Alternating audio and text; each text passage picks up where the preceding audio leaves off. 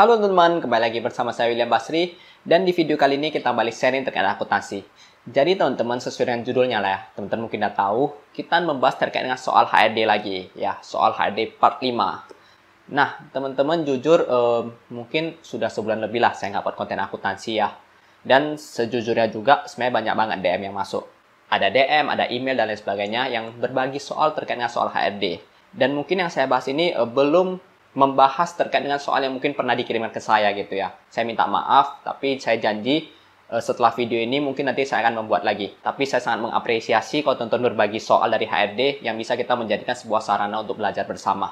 Dan by the way, saya juga mendapatkan banyak masukan positif ya. Banyak teman-teman kita yang ujian sebagai akunting dan soalnya itu hampir sama. Jadi dari latihan soal HRD part 1, part 2, part 3, part 4 itu sudah mewakili lah. Dan ini kita tambah lagi part 5 karena variasi soalnya agak berbeda.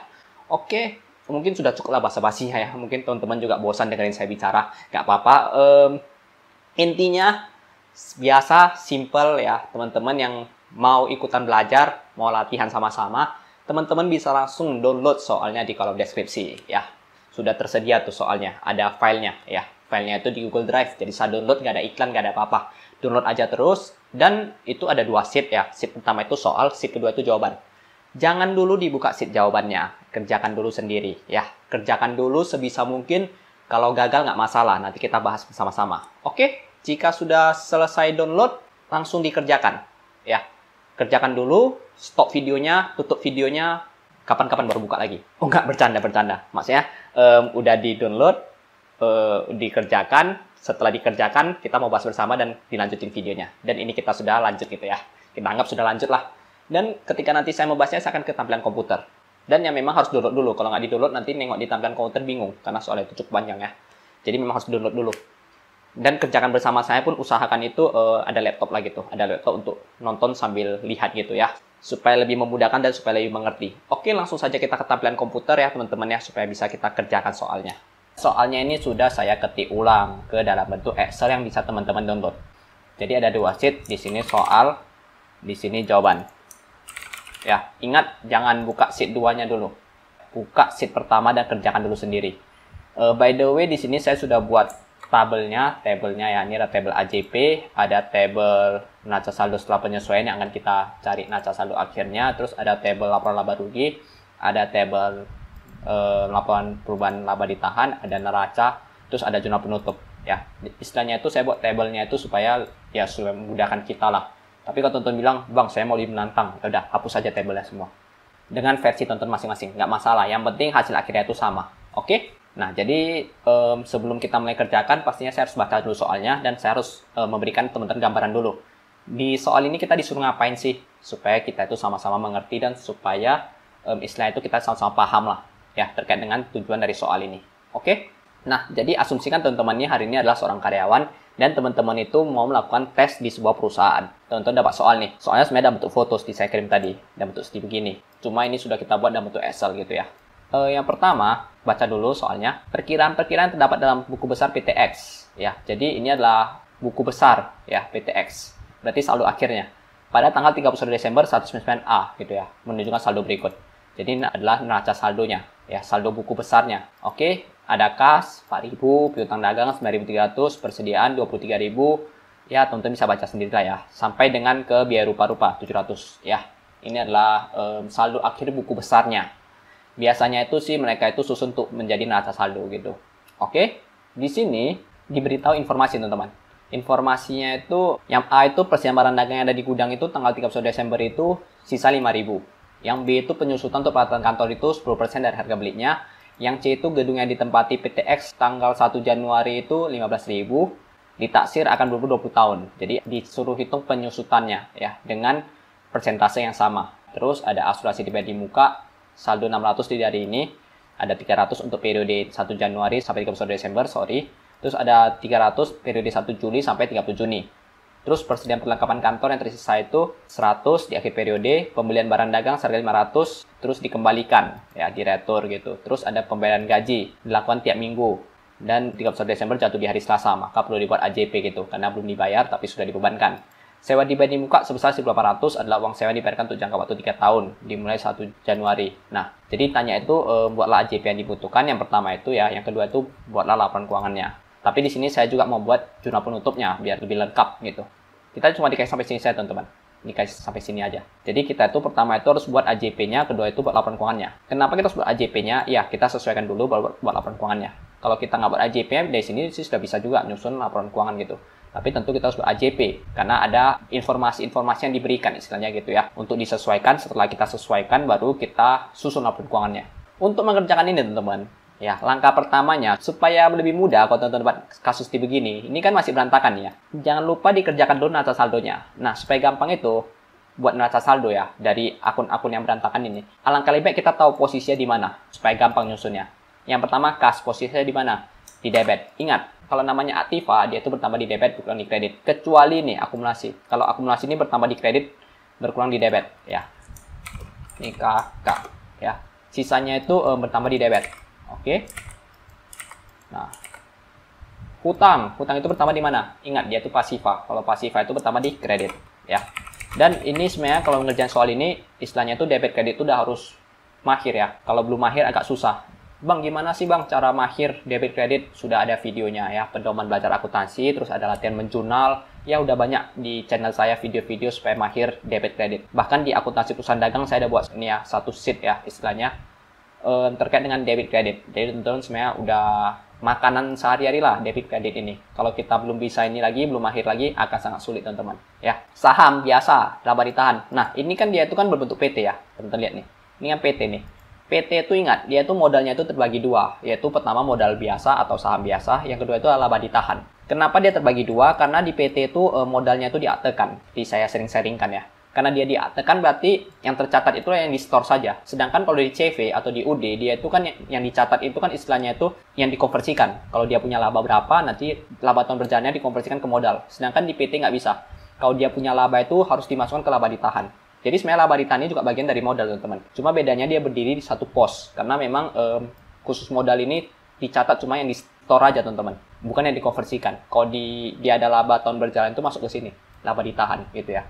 Dan ini juga yang dasar istilahnya itu penarikan dividen. Dividen itu hanya boleh ditarik berdasarkan komponen atau komposisi laba ditahan. Tidak boleh dari saham biasa atau modal yang disetor. Oke, itu sedikit edukasi ya. Posisi modal di mana? Di kredit ya. Dividen di mana? Ini sama seperti prive nih. Prive di debit ya. Oke. Sekarang penjualan. Penjualan di mana teman-teman? Di kredit. Retur penjualan di mana? Di debit. Ingat aja kalau dia penjualan di kredit ya, maka kalau retur itu di debit. Berlawanan gitu ya. Pembelian di mana? Pembelian tuh di debit ya. Retur di mana? Di kredit. Ingat berlawanan. Kalau penjualan di kredit maka pembelian pasti di debit. Terus kalau returnya lagi kebalikannya lagi, berarti di kredit. Biaya-biaya di mana? Di debit, debit, debit, debit ya. Beban bertambah di debit gitu ya. Biaya bertambah di debit. Sebenarnya harus pakai beban kata-katanya. Kalau biaya itu sebenarnya bagian dari aktiva gitu. Cuma ya kalau kata orang sih udah campur-campur ya kita pahami aja sih konsepnya. Karena kan kalau di lembaga pendidikan itu istilahnya itu kita tahu yang di laba rugi itu kan beban ya. Yang di aktiva itu biaya ya. Biaya dibayar di muka gitu. Tapi kalau di dunia kerja itu mah orang pakai beban, biaya itu udah campur aduk gitu. Ya, jadi ngerti aja sih. Kalau dia itu ibaratnya nih posisinya itu di laba rugi, berarti ini biaya ini sama seperti beban. Gitu ya, supaya jangan membingungkan gitu. Oke, sekarang saatnya itu kita buat neraca saldo teman-teman. Ini yang sudah kita istilahnya itu sudah kelompokkan ya. Di sini saya copy dulu semuanya. Ya. Ya, saya copy. Terus lihat yang debit ini pindahkan semuanya. Ini debit ya. Pindahkan ke sini. Oke. Terus ada lagi nggak? Ini ya, ini debit ya. Bisa nggak ya? Saya kasih warna aja deh, biar gampang ya. Jadi nanti saya hapus doang gitu. Sisanya saya masukin kredit. Ini teman-teman sambil buka filenya ya, karena kalau teman-teman lihat saya kerja itu nanti tampaknya teman-teman bingung gitu. Karena saya kerjanya itu biasa cepat. Nah ini yang saya warna ini, kok biar rupa-rupanya nggak ada? Lah, berarti saya salah nih. Oh ya, betul, salah posisi. Nah, sisanya itu adalah yang kredit. Yang kredit saya kasih warna. Kenapa saya kasih warna? Biar cepat. Istilahnya itu proses kopinya. Saya sablok semuanya. Yang warna kuning saya hapus, yang warna biru itu berarti dia itu kredit. Peralatan di sini. Nah, cara kerja saya sedikit dulu biar cepat. Oke, setelah selesai, saya tuh hilangkan aja warnanya. Saya nggak pindahkan satu-satu teman-teman ya. Kalau pindahkan satu-satu nanti lambat banget. Apalagi ini cukup banyak ini ya. Dan kita itu sebenarnya itu ujian HRD itu kan mau cepat gitu. Sorry. Nah udah ya. Nah ini teman-teman. Ini setelah saya pindahkan, di sini sudah balance ya. Berarti neraca saldo kita sudah selesai teman-teman.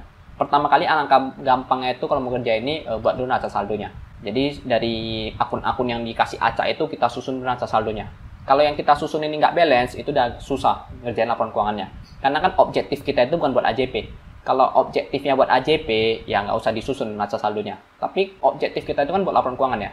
Karena buat laporan keuangan itu harus disusun neraca saldonya, supaya nanti memudahkan di step selanjutnya. Ya, jadi teman-teman harus paham ya. Kenapa sih saya buat neraca saldo awal dari akun-akun yang berantakan ini? Alasannya karena kita itu diminta buat laporan keuangan. Beda cerita tadi kalau diminta buat jurnal penyesuaian doang. Ya mungkin saya tuh nggak bakalan buat neraca saldo awalnya. Intinya itu ini berhubungan dengan poin kedua. Oke, masuk ke AJP. Kita lihat teman-teman. Yang A teman-teman ya. Persediaan barang dagang yang ada di gudang tanggal 31 Desember itu 5.000. Nah, yang A ini teman-teman. Ini sebenarnya AJP-nya itu, kita mungkin di lembaga pendidikan diajarin ya. AJP-nya itu ikhtisar laba rugi. Terus pada persediaan barang dagang awal. Nanti persediaan barang dagang akhir pada ikhtisar laba rugi. Sebenarnya ini, kalau bicara persediaan barang dagang, ini AJP-nya nggak usah dibuat. Ini nanti dibuatnya di jurnal penutup. Jadi ini di skip aja, kalau menurut saya ya. Karena kalau tonton buat nanti nggak bisa buat laporan keuangannya. Ya, jadi yang A ini jangan terkecoh teman-teman ya, kayak gini ya. Tidak dibuat AJP-nya. Nanti akan dibuat di jurnal penutup. Nah, makanya itu teman-teman, saya itu di sini ada buat kolom jurnal penutup. Nih, alasannya apa? Nanti saya akan buktikan bagaimana cara proses penjurnalannya. Sedangkan di sini tidak perlu dulu. Oke, ini yang A ya. Jadi kalau persediaan itu kita itu jurnalnya itu nanti pada saat di jurnal penutup. Ya, saya kasih warna dulu ya. Yang B, penyusutan untuk peralatan kantor itu 10% dari harga belinya. 19.9A ya, tidak dapat pembelian baru. Jadi tonton lihat nih, peralatan kantor 10% itu penyusutannya. Nih, peralatan nih 2.000 ya. Berarti dibilang tadi itu penyusutannya 10%. Maka yang B ini saya kasih warna ya. Ini disusut 10% teman-teman. Apa sih rumus penyusutan peralatan? Ya, ingat AJP penyusutan peralatan ya. Aset tetap atau penyusutan aset tetap. Jurnalnya itu adalah beban penyusutan peralatan ya. Pada apa? Akumulasi penyusutan peralatan. Sebesar berapa? Nah, sebesarnya itu kan katanya tadi kan di soal kan 10% ya. 10% dari harga belinya. Harga belinya kan 2.000. Berarti di sini saya kasih rumus ya. 10% kali 2.000 sama dengan 200 ya. Berarti di sini teman-teman 200. Ya, ini yang B ya, AJP-nya ya. Kita masuk lagi ke C, teman-teman. Ini yang B sudah selesai ya. Yang selesai saya kasih warna ya, biar lebih mudah dipahami. Nah, ini juga bicara soal penyusutan nih. Gedung yang ditempati PTX pada tanggal 1 Januari 1999 dengan harga 15.000. Tentu lihat nih, harga gedungnya berapa? 15.000 ya, betul ya. Tersebut ditaksir akan berumur 20 tahun. Jadi 15.000 ini ditaksir itu umurnya itu 20 tahun. Atau ini menggunakan metode garis lurus. Penyusutan gedung itu dihitung berdasarkan persentase sama. Nah, ini dengan garis lurus. Berarti 15.000 bagi 20 tahun. Itu sama dengan susutan sama 1 tahun. Ya. Sekarang itu kan kita itu mau tahu teman-teman. Dalam setahun itu susutannya berapa? Maka kita buat rumusnya saja. 15.000 bagi 20 tahun. Berarti 1 tahun itu 750. Maka kita susutkan di akhir periode itu sebesar 750. Gimana sih jurnal penyusutan gedung? Sama seperti ini teman-teman. Sama seperti yang B ya. Berarti beban penyusutan gedung ya pada akumulasi penyusutan gedung.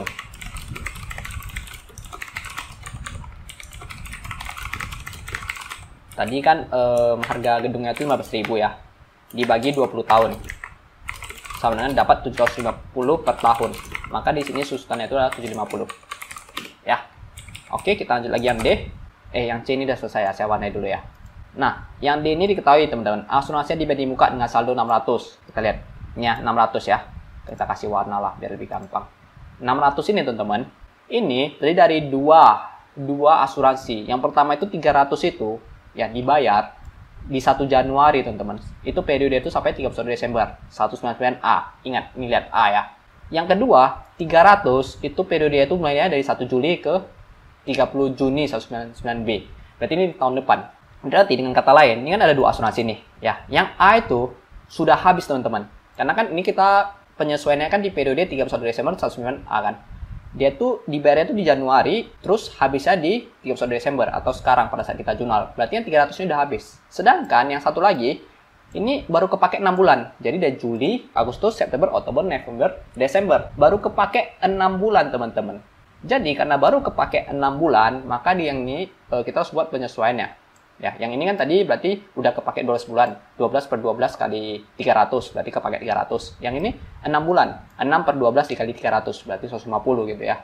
Berarti yang dijadikan beban itu sebesar 450. Masih ada sisa 150 lagi. Atau dari Januari sampai dengan 30 Juni.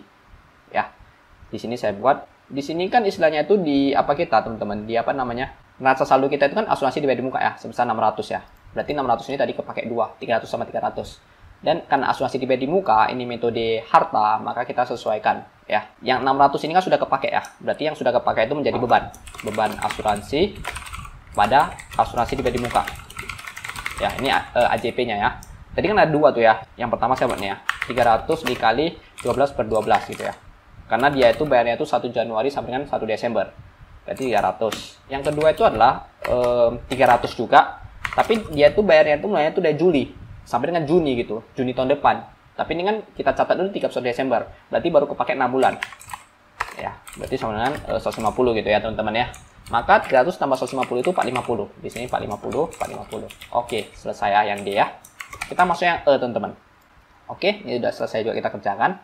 Yang E teman-teman diketahui persediaan perlengkapan kantor pada tanggal 31 Desember itu berjumlah 100. Ya, berarti perlengkapan kantor ketika dicek di 31 Desember itu 100 teman-teman. Kita lihat dulu perlengkapan kita itu berapa di neraca saldo awal. 200, berarti kepake 100 karena sisanya 100. Kalau dia kepake berarti 100 itu menjadi beban perlengkapan ya. Terus karena perlengkapannya 100, maka perlengkapannya itu berkurang 100 itu teman-teman ya. Maka jurnalnya itu adalah beban perlengkapan pada perlengkapan. Sebesar 100 ya. Ini nggak nampak mungkin ya karena istilahnya ketutup ini, ketutup cam saya ya. Nah ini ya jurnalnya ya. Nah, teman-teman mungkin bisa lihat kenapa jurnal beban perlengkapan pada perlengkapan. Saya ulangi sekali lagi supaya lebih detail. Neraca saldo awal kita itu perlengkapannya 200, terus diketahui itu persediaan perlengkapan kantor itu yang dicek itu 100. Berarti kepake sebesar 100 ya. Berarti yang 100 itu udah dianggap menjadi beban. Maka jurnalnya itu adalah beban perlengkapan di debit, beban bertambah di debit ya. Sebesar 100 dan di kreditnya itu adalah perlengkapan. Perlengkapan kita kan sudah kepake 100, maka dia berkurang sebesar 100 juga. Maka perlengkapannya di kredit sebesar 100. Maka jurnalnya ini nih. Oke, ini ya. Nah, kita lanjut lagi ke yang F ya. Pembelian barang seharga 500 pada tanggal 29 Desember 99A, yang barangnya terima tanggal 30 Desember. Jadi dia beli itu 29 Desember, diterima 30 Desember, dikembalikan kepada penjualnya oleh karena rusak. Penjual telah menyetujui pengembalian ini, namun PTX lupa membukukannya. Nah, di sini teman-teman ini sebenarnya nggak dijelaskan dia itu belinya itu dengan cash atau dengan kredit. Karena ini jurnalnya akan berbeda, tapi kita asumsikan saja kredit ya. Jadi logika ini teman-teman. Pada tanggal 29 Desember, si perusahaan ini sudah mencatat teman-teman ya. Pembelian pada hutang sebesar 500. Rupanya sekarang di tanggal 30 diretur tuh rusak 500 ini. Maka ketika retur ada namanya itu terjadi retur ya, retur pembelian ya. Pertama kan pembelian pada utang. Sekarang muncul retur gitu. Maka returnya itu di kredit, debitnya itu apa? Debitnya itu adalah hutang ya. Jadi saya kasih gambaran di sini lah, di sampingnya saja saya tulis ya. Supaya paham ya, ini sekedar note doang. Di tanggal 29 Desember itu dicatat pembelian pada utang ya. Jadi ketika retur ya, maka harusnya itu hutangnya itu jadi berkurang ya pada ini retur pembelian. Nah, di sini logikanya itu adalah teman-teman beli pembelian pada utang 500 ya. Rupanya wah, rusak nih barangnya. Ya udah dibalikin gitu ya, kita balikin, ya udah hutang kita juga hilang dong, maka hutang itu di debit. Kalau hutang nggak hilang ya berarti kita mau bayar lagi, padahal kan barang udah kita kembalikan. Maka jurnalnya ini ya, hutang pada retur pembelian.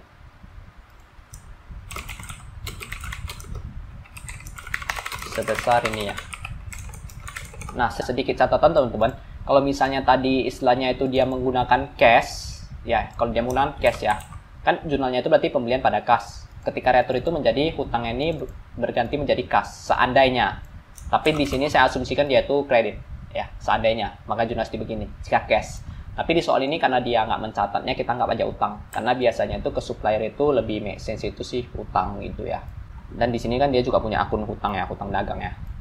Oke, ini saya ganti jadi hutang dagang deh. Oke ya, kita lanjut lagi. Nah, ini udah mau selesai AJP-nya, dan setelah itu kita cuma buat laporan keuangan doang. Udah lebih simple sih. Pembayaran gaji di PTX dilakukan tiap minggu, tiap hari Sabtu ya. Jadi gajinya ini dilakukan itu pembayaran itu tiap minggu, tapi tepatnya itu di harinya hari Sabtu. Jumlah gaji yang dibayar tiap minggu itu untuk 6 hari kerja itu adalah 150. Nah, masalahnya tanggal 31 Desember itu jatuh di hari Selasa. Berarti mereka itu belum gajian, tapi mereka sudah kerja 2 hari. Dan 2 hari ini, hari Senin dan Selasa itu, ya, itu tentu harus dibuat AJP. Karena udah dibebankan gitu. Tapi karena belum dibayar, maka muncul hutang, teman-teman. Ya, berarti jurnalnya itu adalah di sini ya, ya. Beban gaji pada hutang gaji sebesar berapa? Kita lihat dulu. Ini kan tanggal 31-nya ini kan jatuh di hari Selasa. Ya, berarti ada dalam kurung itu 2 hari kerja, teman-teman ya. 2 hari kerja. Tadi gajinya itu untuk 6 hari kerja itu 150. Maka di sini, teman-teman, 2/6 kali 150. Ya, sama dengan, kita lihat dulu berapa. 50, teman-teman ya. 50 berarti. Berarti sehari itu 25. Jadi di sini itu 50. Oke. Ada muncul hutang itu 50. Dan kita sampai yang terakhir ya. Yang terakhir, teman-teman, sewa dibayar di muka 1.800 adalah uang sewa dibayarkan untuk 3 tahun, dimulai dari 1 Januari. Berarti kita lihat dulu di neraca saldo awal, sewa dibayar di muka ini 1.800, teman-teman.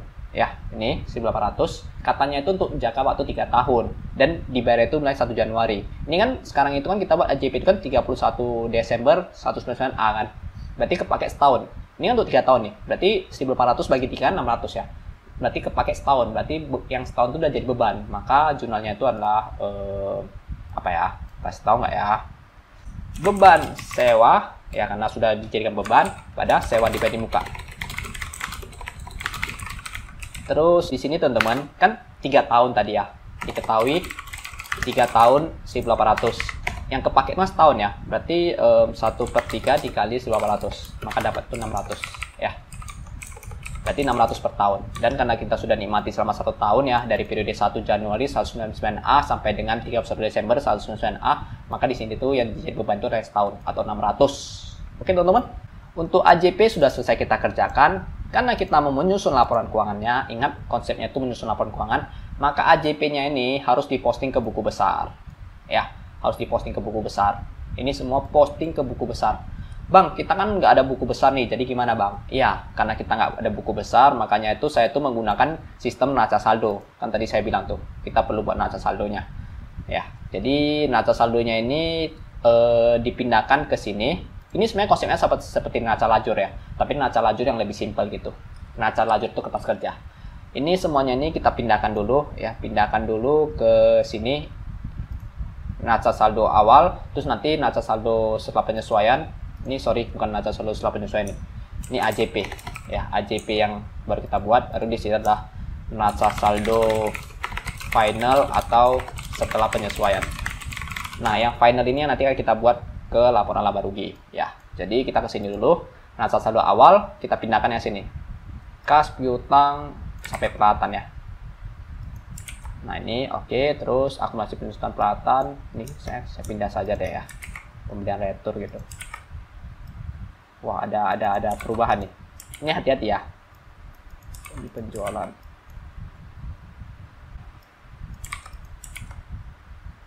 Oke. Terus gedung sampai ke gedung. Teman-teman nanti pindahkan lah ya, pindahkannya hati-hati gitu. Oke.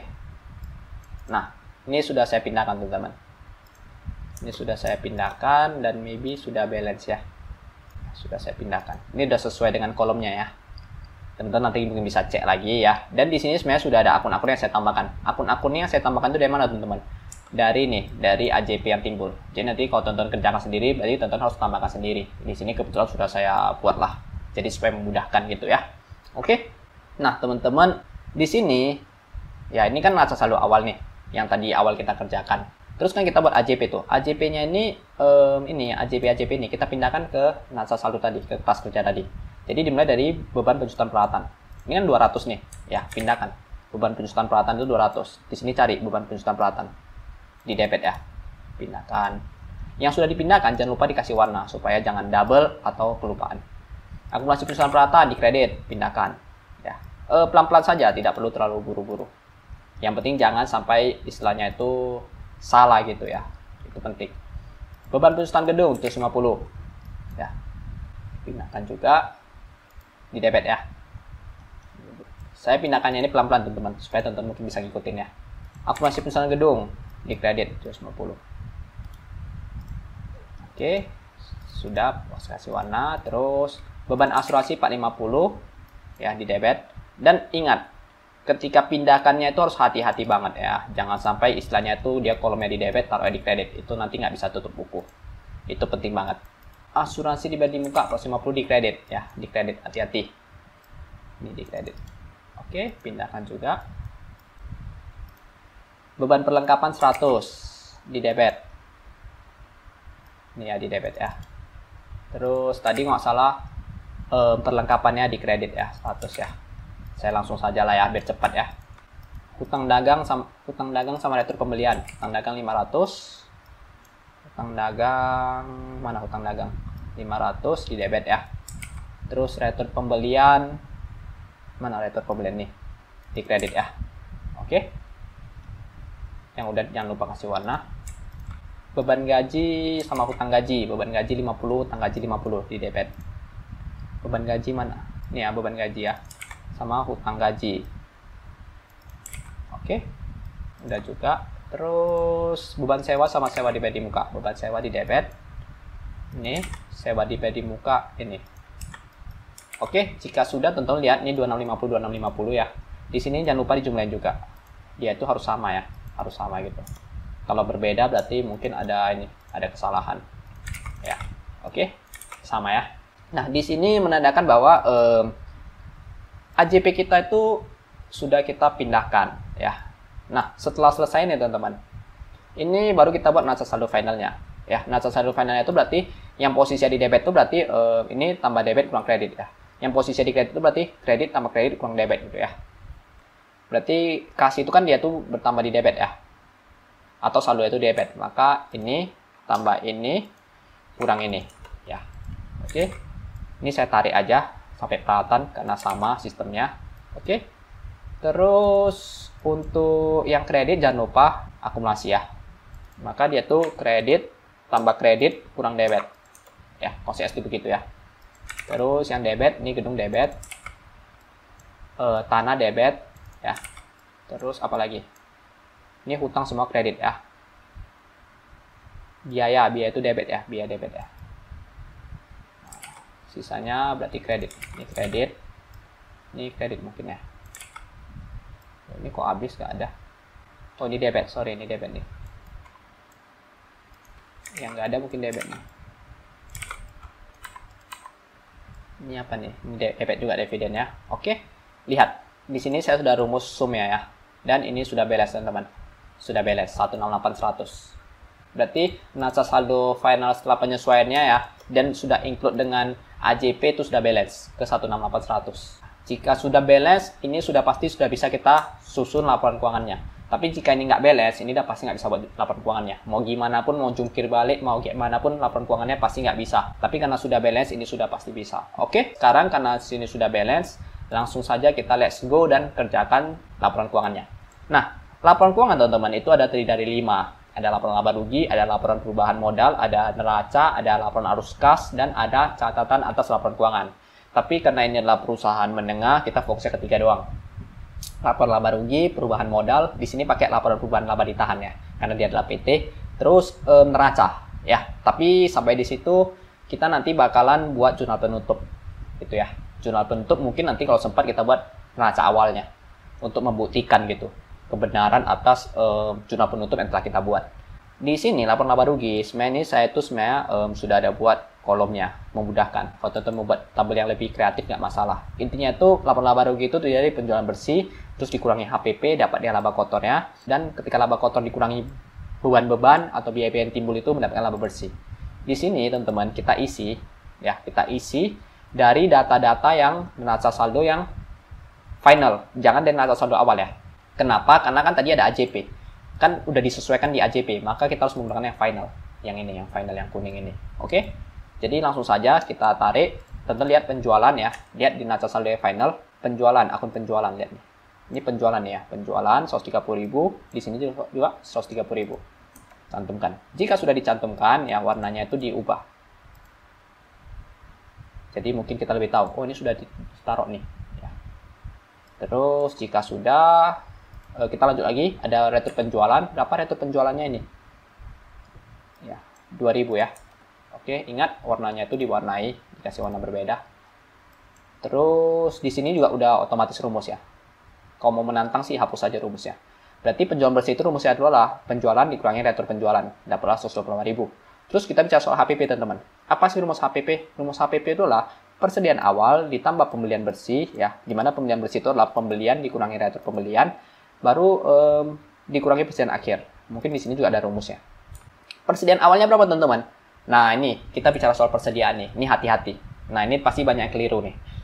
Nah tadi di soal ada diketahui persediaan barang dagang di gudang itu yang akhir itu adalah 5.000. Dan ini belum kita jurnal. Nanti kita mau jurnalnya itu adalah di jurnal penutup. Ya, oke itu sampai di situ dulu, diingat di note ya. Nah, ini adalah neraca saldo awal. Ya, neraca saldo awal yang dikasih tahu secara acak dari soal. Di soal itu diketahui persediaan barang dagang itu 23.000. Berarti ini adalah persediaan barang dagang awal. Atau kalau kita lihat di neraca saldo awal ini 23.000 atau kita lihat di neraca saldo final ini adalah 23.000. Berarti ini adalah awal ya, teman-teman. Ya, yang awal. Berarti di sini kan kita cari HPP kan pakai rumus ya. Berarti di sini ini kita catat dulu 23.000. Atau teman-teman boleh tarik dari sini. Ya, terus teman-teman kasih warna nih. Ya, oke. Nah, untuk persediaan akhirnya, ini yang spesial. Ini yang spesial banget. Ini kan nggak ada kita jurnal ya, karena nanti jurnalnya itu kan nanti di ini, di jurnal penutup. Ini pakai tulis manual, 5.000. Diketahui dari mana, Bang? Dari kartu stok. Kalau di sini mah dari soal. Nih, dari soal ini. Nah, 5.000. Tulis manual. Ya, hati-hati. Hati-hati. Oke, tulis manual ya. Ini tulis manual. Ingat, tulis manual. Bukan dari neraca saldo dasarnya. Emang boleh gitu, Bang? Nggak ada dasar jurnalnya? Makanya nanti jurnalnya itu jurnal penutup. Tenang, teman-teman. Nanti saya jelaskan di jurnal penutup.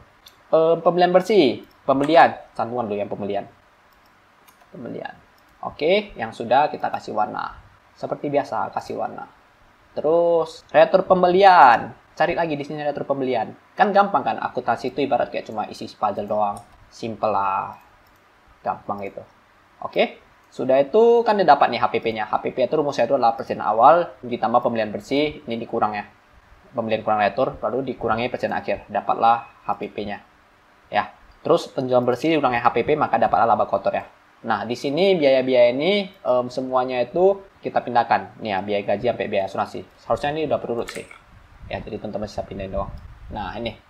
Ya, biaya gaji 3.050, biaya reklamnya 2.500, ini ya. Ini dari sini. Sampai 450 bawah. Oke, setelah kita pindahkan dapatlah laba bersih 4150 teman-teman. Ya, laba bersih atau laba tahun berjalannya. Di sini teman-teman, ini laporan bulan laba ditahannya. Laba ditahan di awal, teman-teman lihat dari nih, dari neraca saldonya juga. Yang mana laba ditahan? Ini kan ada nih 1.400. Ya, cantumkan. Jangan lupa yang udah dikasih warna. Laba tahun berjalannya berapa teman-teman? Nih, yang di sini. Laba bersihnya 4150. Oke. Terus ada dividen nggak? Ya, dividennya itu ada. Lihat di neraca saldonya. Yang final ya. Nih, dividen ada 1.000 di debit.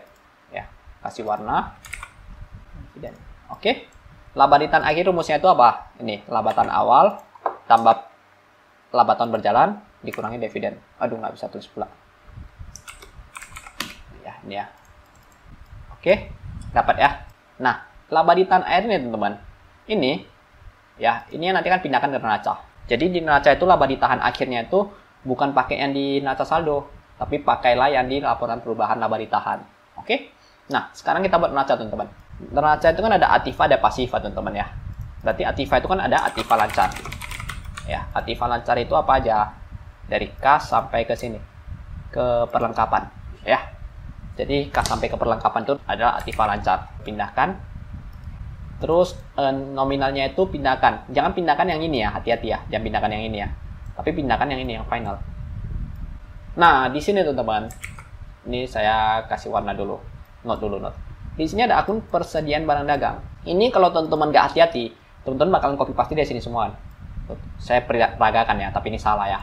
Teman-teman pasti copy paste dari ini semua, teman-teman. Pasti gitu. Karena nggak hati-hati, karena mungkin mau cepat-cepat gitu. Kalau teman-teman pasti persediaan barang dagangnya dari yang di sini, dari yang apa namanya, dari yang neraca saldo final, itu pasti salah. Kenapa salah? Karena ingat, di sini di laporan laba rugi kita mencari HPP itu sudah menggunakan persediaan akhir. Maka persediaan akhir ini yang menjadi di neraca, bukan yang di apa namanya di neraca saldo. Ya, jadi persediaan barang dagang di Aktiva yang di neraca itu harus sama dengan yang di laporan laba rugi. 5.000, 5.000. Ya, hati-hati ya. Ini saya note. Hati-hati, saya kasih warna berbeda nih. Supaya jangan salah. Di sini harus menggunakan yang akhir, yang diketahui oleh dari soal. Ya, yang diketahui dari soal. Ini harus pakai yang 5.000. Jangan yang dari neraca saldo. Ya, karena yang neraca saldo itu yang di sini yang awal. Oke, ini yang dari neraca saldo.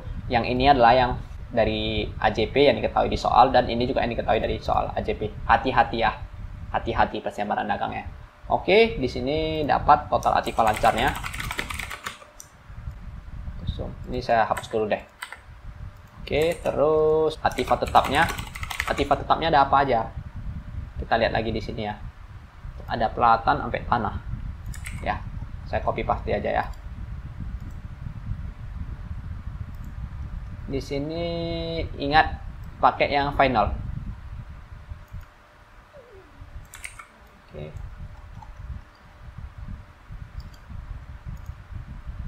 Nah, ini akumulasi perusahaan peralatan teman-teman. Dia itu kan posisinya itu ini ya, apa namanya? Posisinya itu kan kredit ya. Maka di sini dia tuh menjadi minus ya. Ini juga sama, akumulasi perusahaan gedung. Sorry. Karena dia tuh posisinya kredit, khusus ini 2. Hati-hati ya. Ini 2 juga hati-hati nih. Jangan dijumlahin. Maka nanti kan di sini saya tambah kolom lagi deh. Ya. Total Aktiva tetap. Berarti ini tambah ini, tambah ini, tambah ini, terus tambah saya tulis manual ya. Dapat nih. Oke. Maka total Aktiva itu adalah total Aktiva tetap tambah total Aktiva lancar. Nah, ini teman-teman. Ya. Ini hati-hati ya. Ini minus ya posisinya ya. Minus. Kenapa dia minus ya? Karena posisinya di kredit. Ingat, ini kan Aktiva, ini kan dia tuh Aktiva tapi dia di kredit nih. Nah, ini kan di kredit ya. Makanya dia tuh mengurangi. Kecuali tadi dia di debit. Dan akumulasi itu selalu di kredit. Jadi hati-hati ya. Lanjut lagi, ini udah selesai. Kita masuk ke pasifanya. Pasifanya itu kan ada hutang ya. Kita lihat dari sini aja deh biar gampang. Ada hutang dagang, hutang bank, hutang obligasi, hutang gaji. Ya, terus ada saham lagi. Udah langsung aja sekaligus saya deh ya. Nah, ini teman-teman. Ini saya langsung ambil dari ini aja. Ambil dari apa namanya? Neraca saldo. Di sini langsung kita masukkan saja angka-angkanya. Yang hutang dagang itu ini teman-teman. Ini. Ya. Oke. Saya copy paste ya. Semuanya angkanya dari ini ya, dari apa namanya neraca saldo ya. Nah, khusus untuk ini teman-teman. Khusus untuk laba ditahan, ingat laba ditahan itu ya. Ini kan angkanya tadi ini semua ini kan teman-temannya ini kan dari neraca saldo ya. Khusus untuk laba ditahan nih. Ya, ini angkanya itu dari sini. Ya, mungkin teman-teman udah tahu lah ya kalau buat laporan keuangannya. Dari sini. Baru kita jumlahin, dapat hasilnya itu balance ya. Berarti ini sudah balance teman-teman. Sudah selesai kita buat laporan keuangannya. Nah, sekarang teman-teman kita mau buat jurnal penutupnya supaya membuktikan persediaan barang dagang ini. Atau menjelaskan ke teman-teman gimana sih buat jurnalnya dan kenapa jurnalnya di jurnal penutup ya. Berarti kalau buat jurnal penutup gimana? Jurnal penutup itu sebenarnya konsepnya gampang aja teman-teman. Lihat saja akun-akun yang ada ini, akun-akun yang ini teman-teman, akun yang ini, laporan laba rugi ini. Ini yang mau kita tutup teman. Yang mau kita tutup. Ya, akun-akunnya mau kita tutup. Jadi jurnal penutup itu tugasnya itu adalah menutup akun-akun laporan laba rugi. Tonton lihat nih ya, yang dia di kredit apa aja? Ada penjualan dan ada retur pembelian. Ya, berarti di kredit ini kita pindahkan ke debit, yang debit ini kita pindahkan ke kredit. Sesimpel itu logikanya. Ya, jadi ini saya copy paste dulu. Ya, ini. Ya, ingat tadi saya bilang yang kredit kita pindahkan ke debit. Yang debit kita pindahkan ke kredit. Nah, tapi supaya dia nol gitu ya, maka di sini harus ada namanya akunnya itu adalah akun ikhtisar laba rugi teman-teman. Ya, seperti akun penampungan gitu. Ini juga sama. supaya dinolkan ya. Ikhtisar laba rugi ini akunnya itu nanti harus 0 ya sampai akhir ya. Nggak boleh istilahnya ini ada sisa lagi, karena ini adalah akun penampungan. Terus penjualannya berapa teman-teman? Teman-teman lihat penjualan sama retur penjualannya. Sama retur pembelian, sorry. 130.000 sama 1.500 ya. Copy pastikan aja. Dia tuh kan di kredit jadi ke debit ya. Ini sisa ditambahkan doang. Gitu. Terus retur penjualan dan kawan-kawannya yang di debit pindahkan semua ke kredit ya. Sebenarnya gampang kalau buat namanya itu jurnal penutup. Terus ikhtisar laba rugi ya, tambah semua aja.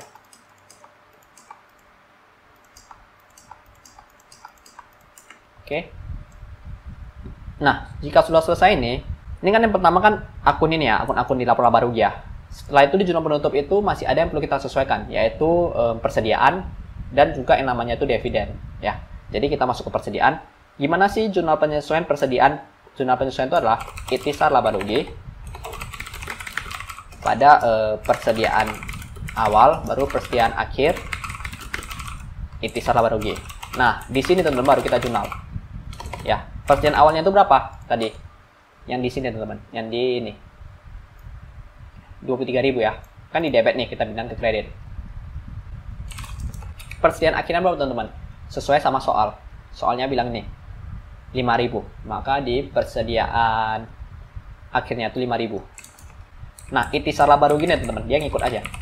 Oke, ini 23.000, ini 23.000, ini 5.000, ini 5.000. Nah, setelah ini apakah sudah selesai teman-teman? Belum, masih ada namanya itu ini penyesuaian atas dividen ya. Tadi kan dividennya ini kan di mana teman-teman? Di ini ya, di debit ya. Sekarang mau kita hilangkan nih. Berarti dividennya itu kita pindahkan ke kredit karena dia itu di debit. 1.000. Terus di sini itu apa? Laba ditahan. Ya, 1.000 ya.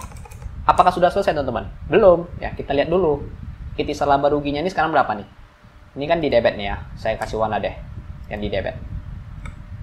Nih 2. Ada sebesar 132.350 kalau teman nampak di sini ya. Tapi kalau teman nggak nampak, teman jumlahkan aja. Ini tambah ini itu 132.350. Terus di kreditnya itu ada berapa? Kreditnya itu ada sebesar 136.500. Berarti kan tadi debitnya itu ada 132.350. Di kreditnya itu ada sebesar tadi 136.500 kalau nggak salah.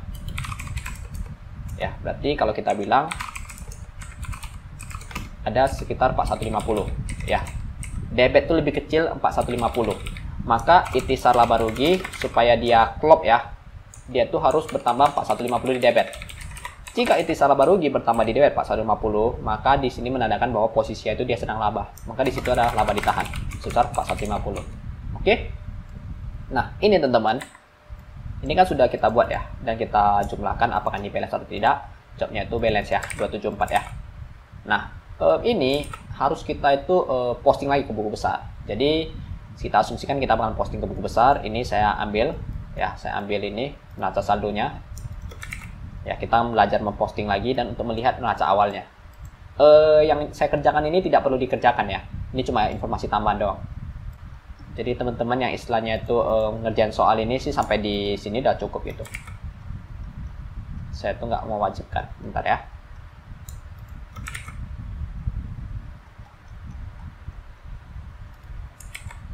Oke. Nah, ini kan neraca saldo finalnya ya. Saya ambil dari yang tadi, yang kuning tadi ya. Terus kan di sini ada namanya jurnal penutup ya. Baru kita posting lagi teman-teman.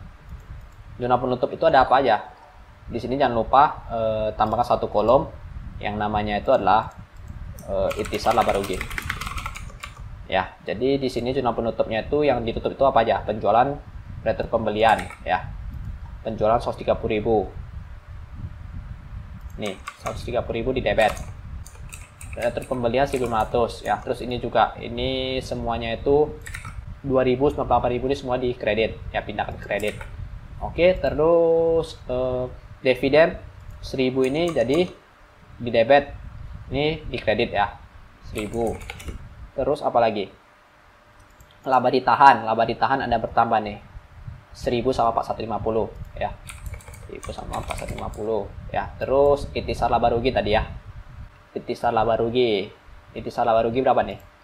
Ini sama ini 136.500 ya. Ini juga 136.500. Baru ingat, lihat persediaannya teman-teman. Persediaannya ini juga ada perubahan. Di kredit tuh 23.000 ya, di debit tuh 5.000. Oke, kita jumlahkan teman-teman, sudah balance ya. 274 ya. Dua-dua ya. Ini sama dengan yang ini teman-teman. Yang di jurnal penutup. Oke. Jadi 274 ini juga sudah saya pindahkan 274 ya. Teman-teman bisa lihat nih. Nah, setelah itu teman-teman kita buat kayak tadi lagi, neraca saldo setelah penutupan. Ya, setelah penutupan nih. Berarti dia ada debit, ada kredit kan. Konsepnya sama ya. Konsepnya sama. Kalau mau simple sih mungkin bisa langsung ini aja sih, copy paste rumus ini. Karena tadi udah pakai rumus ini ya. Ini kan udah pakai rumus ini, copy paste aja. Karena formatnya itu sama teman-teman. Kita lihat. Oke. Ini juga harusnya itu udah minus dia ya. Kita jumlahin total. Oke, jadi ini teman-teman. Teman-teman lihat ya. Di sini neraca saldo setelah penutupan nih, kasnya itu tetap 4.000 ya. Tapi saya itu highlight yang menarik aja, persediaannya. Persediaannya itu karena kita sudah melakukan proses penjualan, jurnal penutup dia tuh di akhir itu menjadi 5.000 atau sesuai dengan yang tadi di AJP, jurnal penyesuaian. Terus untuk laporan laba ruginya ya, dividen, penjualan dan lain sebagainya itu sudah nol. Sudah nol kan. Karena kita ada membuat jurnal penutup. Dan impact-nya yang berubah itu adalah ini. Atas nolnya tersebut semua itu berubah di laba ditahan. Teman-teman bisa lihat nih. Laba ditahan itu menjadi 4550 saldonya. Sama dengan yang di neraca. Tadi neraca yang kita kerjakan teman-teman, laba ditahannya 4550. Berarti kan dia sesuai ya. Ini sudah sesuai, ini sudah sesuai. Nah, berarti dalam kata lain, jurnal penutup ini yang kita buat ini tujuannya itu adalah untuk menyesuaikan ini. Ini kan tadi kita nggak ada dasar ya, nggak ada jurnalnya ya. Ini juga nggak ada jurnalnya kan. Tapi dengan membuat jurnal penutup, hasilnya jadi seperti begini. Dan kalau teman-teman istilahnya itu iseng gitu ya, iseng ya. Bang, yuk kita buat yuk apanya neraca awalnya. Bisa buat neraca awalnya. Neraca awalnya kan sama seperti begini, sama seperti ini. Sama persis gitu. Kalau teman-teman nggak percaya kita bisa buat.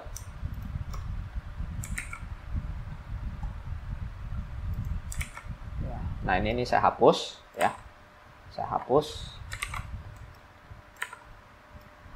Terus kita pakai datanya itu yang ini ya. Datanya itu yang dari ini ya. Dari apa namanya, dari neraca saldo. Kita buat di sampingnya aja deh biar gampang lah ya. Nah, biar gampang istilahnya itu lihat datanya, kalau nggak berantakan banget. Ini sorry agak berantakan ya. Jangan apa teman-teman ya, jangan bingung ya. Nah, kas sampai perlengkapan ya. Copy. Terus perataan 2000 ya. Nah, ini 400 sama 2250. Oke. Ya, terus ini semuanya kita copy paste kan.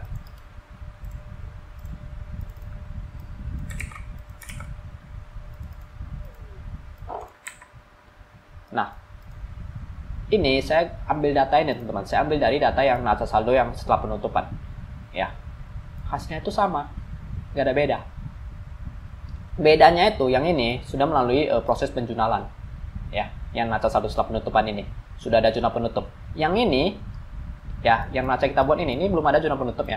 Tapi kita bisa langsung memprediksikan ya dengan cara ini saya bilang tadi.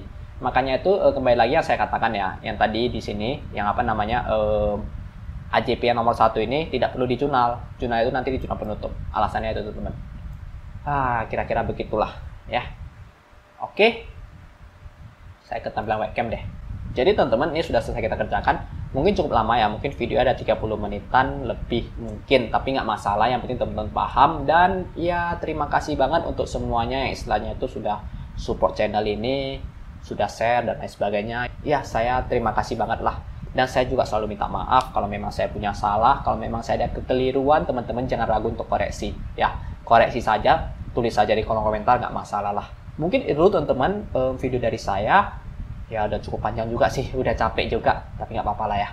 Saya William Basri, kita berjumpa di video selanjutnya. Dadah teman-teman.